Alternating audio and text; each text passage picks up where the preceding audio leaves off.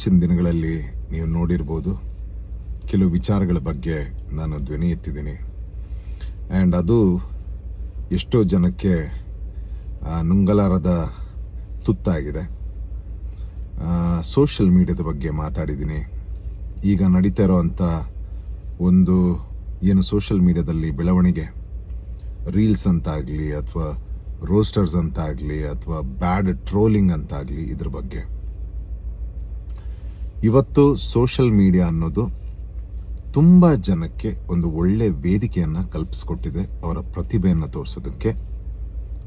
ಅಷ್ಟು ಮಾತ್ರ ಅಲ್ಲ, ಸಮಾಜದಲ್ಲಿ ಆಗ್ತಿರೋವಂಥ ಅನ್ಯಾಯದ ಬಗ್ಗೆ ಅಥವಾ ಸಮಾಜಕ್ಕೆ ಬೇಕಾಗಿರುವಂಥ ವ್ಯವಸ್ಥೆಗಳ ಬಗ್ಗೆ ಒಳ್ಳೊಳ್ಳೆ ಪ್ರತಿಭೆಗಳು ಮುಂದೆ ಬಂದು ಮಾತಾಡ್ತಿದ್ದಾರೆ.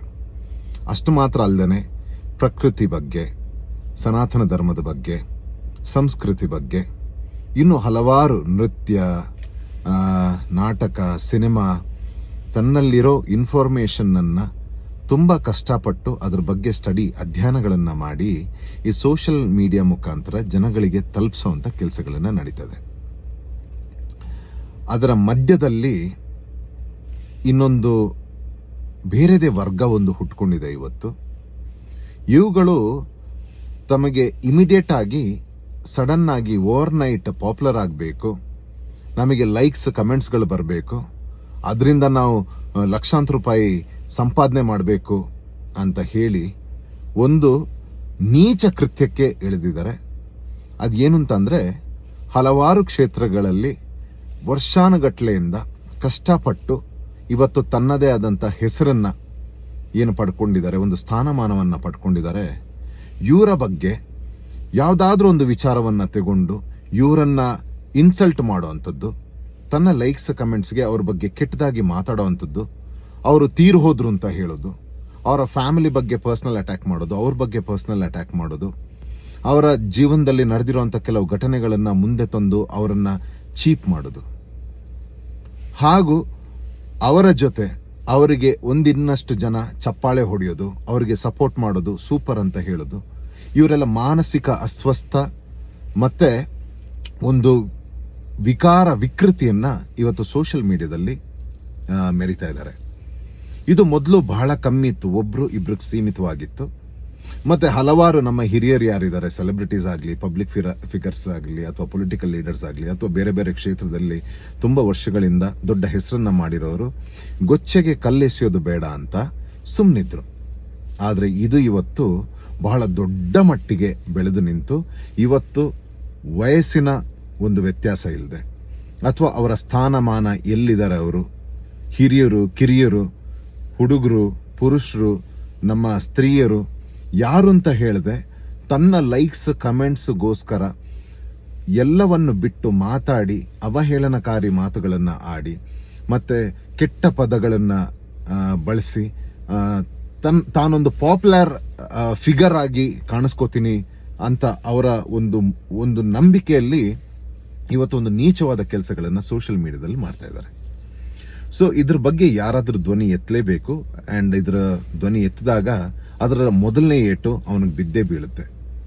ಸೊ ಇವತ್ತು ನಾನು ಎಷ್ಟೋ ಜನಕ್ಕೆ ಇದನ್ನ ಹೇಳ್ಕೋಬೇಕು, ಇದ್ರ ಬಗ್ಗೆ ಒಂದು ಜಾಗೃತಿನ ತರಬೇಕು, ಇದು ತಪ್ಪು ಅಂತ ಅದರ ವಿರುದ್ಧ ಧ್ವನಿಯನ್ನ ಎತ್ತಬೇಕು ಅನ್ನೋ ಆಸೆ ಇದೆ. ಆದರೆ ಮತ್ತೆ ಗೊಚ್ಚೆಗೆ ಕಲ್ಲೆಸಿಬಾರ್ದು ಅನ್ನೋ ಒಂದು ಕಾರಣಕ್ಕೆ, ಅಥವಾ ಇದು ನಮ್ಮ ಫ್ಯಾಮಿಲಿಗೆ ಮತ್ತೆ ಅವರು ಯೂಸ್ ಮಾಡುವಂಥ ಪದಗಳು ಸ್ಪೆಷಲಿ ಲೇಡೀಸ್ಗಳಿಗಾಗಲಿ ಅಥವಾ ಸಿನಿಮಾ ಕ್ಷೇತ್ರದಲ್ಲಿರೋ ಹೆಣ್ಮಕ್ಳಿಗಾಗಲಿ ಅಥವಾ ಯಾವುದೇ ಕ್ಷೇತ್ರದಲ್ಲಿ ಕೆಲಸ ಮಾಡೋ ಹೆಣ್ಮಕ್ಳಿಗೆ ಆಗಲಿ ಇದು, ಅಥವಾ ಗಂಡು ಮಕ್ಕಳಿಗೆ, ಫ್ಯಾಮಿಲಿ ಇರೋವಂಥ ಗಂಡು ಮಕ್ಕಳಿಗೆ ಇದು ಬೇಡ, ನಮ್ಮ ಮನೆಗೆ, ನಮ್ಮ ಪೇರೆಂಟ್ಸ್ಗಳಿಗೆ, ನನ್ನ ಫ್ಯಾಮಿಲಿಗೆ, ನನ್ನ ಮಿಸ್ಸಸ್ಗೆ, ನನ್ನ ಹಸ್ಬೆಂಡಿಗೆ, ನನ್ನ ಮಕ್ಕಳಿಗೆ ಇದು ಎಫೆಕ್ಟ್ ಆಗುತ್ತೆ ಅಂತ ಇಂಥದ್ದು ಎಷ್ಟೇ ಒಂದು ಅಟ್ಯಾಕ್ಗಳಾದಾಗ ಬಾಯಿ ಮುಚ್ಕೊಂಡಿದ್ದಾರೆ. ಆದರೆ ಇದನ್ನ ಬಿಟ್ಟರೆ ಇವತ್ತು ಗೊಚ್ಚೆ ಅಂತ ಹೇಳಿ ಕಲ್ಲೆಸೆಯೋದು, ನಾವು ಅದನ್ನ ಕಲ್ಲು ಹಾಕಿ ಮಟ್ಟ ಹಾಕ್ತಾ ಇದ್ರೆ ಇದು ನಾಳೆ ದಿವಸ ಬಹಳ ದೊಡ್ಡ ಮಟ್ಟಿಗೆ ಬೆಳೆಯುತ್ತೆ. ಅಷ್ಟು ಮಾತ್ರ ಅಲ್ಲದೆ ಈಗ ಏನು ಮಕ್ಕಳು, ಚಿಕ್ಕ ಚಿಕ್ಕ ಮಕ್ಕಳು ಮೊಬೈಲ್ ಫೋನ್ ನೋಡಿ ಇದನ್ನ ಇವತ್ತು ಅವ್ರು ಯಾವುದೋ ಒಂದು ಕ್ಷೇತ್ರದಲ್ಲಿ ಸಾಧಕರಾಗೋದನ್ನ ಬಿಟ್ಟು ಇದನ್ನೇ ಸಕ್ಸಸ್ ಅಂತ ಅನ್ಕೊಂಡು, ಇದನ್ನೇ ಬಹಳ ಕೂಲ್ ಅಂತ ಅನ್ಕೊಂಡು ಈಗ ವ್ಯೂಸ್, ಚಪ್ಪಾಳೆಗಳು ಇದಕ್ಕೆ ಸಿಗ್ತಾ ಇದೆ, ಇದರಿಂದ ದುಡ್ಡು ಕೂಡ ಸಂಪಾದನೆ ಆಗ್ತಾ ಇದ್ದಾರೆ. ಈ ರೀತಿ ಮಾಡಿರೋರು ಸೆಲೆಬ್ರಿಟೀಸ್ ಆಗ್ತಾ ಇದ್ದಾರೆ. ಒಳ್ಳೆ ಕೆಲಸವನ್ನ ಬಿಟ್ಟು ಇಂಥ ನೀಚ ಕೆಲಸವನ್ನ ಮಾಡಿ ಇವ್ರುಗಳು ಸಕ್ಸಸ್ ಅಂತ ಅನ್ಕೊಂಡು ಈ ಮಕ್ಕಳು ಕೂಡ ಇನ್ಫ್ಲುಯೆನ್ಸ್ ಆಗಿ ಇವತ್ತು ಹಲವಾರು ಮಕ್ಕಳು ನೀವು ನೋಡ್ಬೋದು ಇಂಥ ಚಾಳಿಗೆ ಇಳಿದಿದ್ದಾರೆ. ಸೊ ಇದು ನಮ್ಮ ಸಮಾಜದಲ್ಲಿ ಒಳ್ಳೆ ಬೆಳವಣಿಗೆ ಅಲ್ಲ. ಯಾಕಂತ ಹೇಳಿದ್ರೆ ಇವರಿಗೆ ಯಾವುದೇ ವ್ಯಕ್ತಿ ಯಾವುದೇ ಕ್ಷೇತ್ರದಲ್ಲಿ ಹೆಸರು ಮಾಡಿರ್ತಾನೆ ಅಂತಂದ್ರೆ ಅದು ಇವತ್ತು ರಾತ್ರಿ ಊಟ ಮಾಡಿ ಬೆಳಿಗ್ಗೆ ಎದ್ದ ಮೇಲೆ ಬರುವಂಥದ್ದಲ್ಲ. ಎಷ್ಟೋ ವರ್ಷಗಳ ಒಂದು ತ್ಯಾಗ, ಒಂದು ತಪಸ್ಸು, ಒಂದು ಸಿದ್ಧಿ, ಆ ಕ್ಷೇತ್ರದಲ್ಲಿ ಅವ್ರನ್ನವರು ತೊಡಗಿಸ್ಕೊಂಡಿರುವಂಥ ರೀತಿ ಇವತ್ತು ಅವರಿಗೆ ಅದರ ಫಲ ಸಿಕ್ಕಿದೆ. ಇವತ್ತು ಯಾರೋ ಈ ನೀಚ ಈ ಟ್ರೋಲರ್ಸ್ ಆಗಲಿ ಅಥವಾ ರೋಸ್ಟರ್ಸ್ ಅಂತ ತನ್ನ ನೀಚ ಮನಸ್ಥಿತಿ ಈಗ ಇದ್ದಾರೆ. ಒಂದು ಒಳ್ಳೆ ವೇದಿಕೆ, ಸೋಷಿಯಲ್ ಮೀಡಿಯಾ ಒಂದು ಒಳ್ಳೆ ವೇದಿಕೆ. ಕೆಲವರು ಸಮಾಜಕ್ಕೆ ಟ್ರೋಲರ್ಸ್ ಅಂತ ಆಗಲಿ ಅಥವಾ ರೋಸ್ಟರ್ಸ್ ಸಮಾಜಕ್ಕೆ ಬೇಕಾಗಿರುವಂಥದ್ದು ಏನು ಅನ್ಯಾಯ ನಡೀತಿದೆ ಅದ್ರ ಬಗ್ಗೆ ಧ್ವನಿ ಎತ್ತಾ ಇದ್ದಾರೆ. ಅವರಿಗೆ ನಮ್ಮ ಸಂಪೂರ್ಣ ಬೆಂಬಲ ಇದೆ. ಅವ್ರ ಜೊತೆ ಕೈ ಜೋಡಿಸಿದೀವಿ. ಅವ್ರಗಳಿಗೆ ಇಂಟರ್ವ್ಯೂಸ್ ಬೇಕಾದಾಗ ನಾವು ಖುದ್ದಾಗಿ ಬಂದು ಕೊಟ್ಟು ನಾವು ಅವರಿಗೆ ಪ್ರೋತ್ಸಾಹವನ್ನು ಕೊಟ್ಟಿದ್ದೀವಿ. ಆದರೆ ನಮಗೆ ಪ್ರೋತ್ಸಾಹ ಬೇಕಾಗಿಲ್ಲ. ಆದರೆ ನಮಗೂ ಸಹ ಕುಟುಂಬಗಳಿರ್ತವೆ, ಬೇರೆಯವ್ರಿಗೆ ಸಹ ಕುಟುಂಬಗಳಿರ್ತವೆ. ಇದನ್ನೇ ಈಗ ಒಂದು 10 ಜನ ಯಾರೇ ಇಂಥ ಕೆಲಸ ಮಾಡ್ತಿದ್ದೀರಿ ನಿಮ್ಮ ಮನೆಯಲ್ಲಿ ನಿಮ್ಮ ಮಕ್ಕಳಿಗೆ, ನಿಮ್ಮ ಅಣ್ಣ, ತಂಗಿ, ತಾಯಿ, ತಂದೆಗಳಿಗೆ ಮಾಡಿದಾಗ ನಿಮಗೆ ಹೇಗನ್ಸುತ್ತೆ? ತಪ್ಪು. ಸೊ ಹೀಗಾಗಿ ಇದ್ರ ಬಗ್ಗೆ ಕೆಲವರು ಆಲ್ರೆಡಿ FIR ಮಾಡಿ ಇದ್ರ ಬಗ್ಗೆ ಕಾನೂನು ರೀತಿ ಕ್ರಮವನ್ನ ತಗೊಂಡು ಈಗ ಆಲ್ರೆಡಿ ಕೆಲವರು ಕೋರ್ಟಿಗೆ ಅಲಿತಾ ಇದ್ದಾರೆ, ಇನ್ನು ಕೆಲವರು ಅರೆಸ್ಟ್ ಆಗಿದ್ದಾರೆ. ಇವರ ಮಾತಿಗೆ, ಇವರು ಮಾಡಿರುವಂಥ ವಿಡಿಯೋಗಳಿಗೆ ಹಿಡಿತಾ ಇಲ್ಲದೆ ಕೆಲವರು ಸಫರ್ ಆಗ್ತಾ ಇದ್ದಾರೆ. ನಾನು ಪೊಲೀಸ್ ಡಿಪಾರ್ಟ್ಮೆಂಟ್ ಹತ್ರ ಕೇಳ್ಕೊತೀನಿ, ಇವ್ರನ್ನ ಇನ್ನೂ ಎಕ್ಸ್ಪೋಸ್ ಮಾಡಿ, ಇಂಥವ್ರನ್ನ ಯಾರೆಲ್ಲ ನೀವು ರೀಸೆಂಟ್ ಆಗಿ ಅರೆಸ್ಟ್ ಮಾಡಿದಿರನ್ನ ಎಕ್ಸ್ಪೋಸ್ ಮಾಡಿ. ಮತ್ತೆ ಇವತ್ತು ನಾನು ಖುದ್ದಾಗಿ ನನ್ನ ಮೇಲೆ ಮತ್ತು ಇನ್ನೂ ಕೆಲವರ ಮೇಲೆ ಏನು ಇಂಥದ್ದು ಕೆಟ್ಟ ಮಾತುಗಳನ್ನು ಆಡಿ ಟ್ರೋಲ್ ಮಾಡಿ ಯಾವುದೇ ಒಂದು ಕ್ಷೇತ್ರದಲ್ಲಿ ಯಾರು ಕಷ್ಟಪಟ್ಟು ದುಡಿತಿದ್ದಾರೆ ಅವ್ರ ಮೇಲೆ ಕೆಟ್ಟ ತನ್ನ ಪಾಪ್ಯುಲಾರಿಟಿಗೆ ಯಾರು ಪಾಪ್ಯುಲರ್ ಆಗ್ತಾ ಇದ್ದಾರೆ, ತಾನು ಪಾಪ್ಯುಲರ್ ಆಗಬೇಕು ಅಂತ ಅವ್ರ ಬಗ್ಗೆ ಅವಹೇಳನಕಾರಿ ಮಾತುಗಳನ್ನು ಆಡಿರೋರ ವಿರುದ್ಧ ಪೊಲೀಸ್ ಕ್ರಮಗಳನ್ನ ತಗೊಂಡಿದ್ದೀವಿ ನಾವು. ಸೊ ಇದು ಪೆಟಿಷನ್ ಅನ್ನಪೂರ್ಣೇಶ್ವರಿ ಪೊಲೀಸ್ ಸ್ಟೇಷನ್ ಅಲ್ಲಿ ನಾವು ಕಂಪ್ಲೇಂಟ್ ರಿಜಿಸ್ಟರ್ ಮಾಡಿ ಇದಿನ್ನು ಸೈಬರ್ ಕ್ರೈಮ್ ಹೋಗುತ್ತೆ. ಸೈಬರ್ ಕ್ರೈಮ್ ಇಂದ ಅವರು ಇನ್ನು ಮೆಟಾ ಏನು ಸೋಷಿಯಲ್ ಮೀಡಿಯಾ ಅವರ ಇಡೀ ಡೀಟೇಲ್ಸ್ಗಳನ್ನು, ಅವರ ಲೊಕೇಶನ್ಗಳನ್ನು ಟ್ರೇಸ್ ಮಾಡಿ ಅವರನ್ನ ಹಿಡಿದು ತಂದು ಕಾನೂನು ಮುಖಾಂತರ ಅವ್ರ ಮೇಲೆ ಏನು ಆಕ್ಷನ್ಸ್ ತಗೊಳ್ತಾರೆ. ಸೊ ನಾನು ಈ ಕೆಲಸಕ್ಕೆ ಅಧಿಕಾರಿಗಳು ಕೂಡ ನಮ್ಮ ಜೊತೆ ಕೈ ಜೋಡಿಸಿ ತುಂಬಾ ಸಹಕಾರವನ್ನ ನೀಡ್ತಾ ಇದ್ದಾರೆ.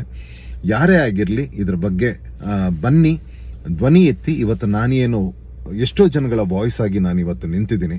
ಇದ್ರ ಬಗ್ಗೆ ನಾವು ಒಂದು ಹೋರಾಟ ಮಾಡಲೇಬೇಕು. ಯಾಕಂತಂದ್ರೆ ಮುಂದೆ ಈ ಮಕ್ಕಳು ಹೆದರಬಾರದು. ಸೋಷಿಯಲ್ ಮೀಡಿಯಾದಲ್ಲಿ ತನ್ನ ಪ್ರತಿಭೆಗಳನ್ನ ಯಾರದೇ ಆಗಲಿ, ಈಗ ನಿಮ್ಮ ಮನೇಲಿ ಒಂದು ಪುಟ್ಟ ಮಗು ಇದೆ, ಅದು ಹಾಡುತ್ತೆ, ಅದು ಕುಣಿಯುತ್ತೆ, ಅದಕ್ಕೆ ಅದು ಜನರಲ್ ನಾಲೆಜ್ ಚೆನ್ನಾಗಿದೆ, ಪ್ರಶ್ನೆಗಳನ್ನು ಕೇಳಿದ್ರೆ ಪಟ ಅಂತ ಉತ್ತರ ಕೊಡುತ್ತೆ ಅಂತಂದ್ರೆ ಅದಕ್ಕೆ ಬೇಕಾಗಿರೋದು ಪ್ರೋತ್ಸಾಹ. ಯಾಕಂದ್ರೆ ನಾಳೆ ದಿವಸ ಬಹಳ ಒಂದು ದೊಡ್ಡ ಸಾಧಕ ಅಥವಾ ಸಾಧಕಿಯಾಗಿ ಅವರು ಈ ಸಮಾಜದಲ್ಲಿ ಬಹಳ ಉನ್ನತ ಸ್ಥಾನಕ್ಕೆ ಹೋಗುವಂತ ಚಾನ್ಸಸ್ ಇದೆ.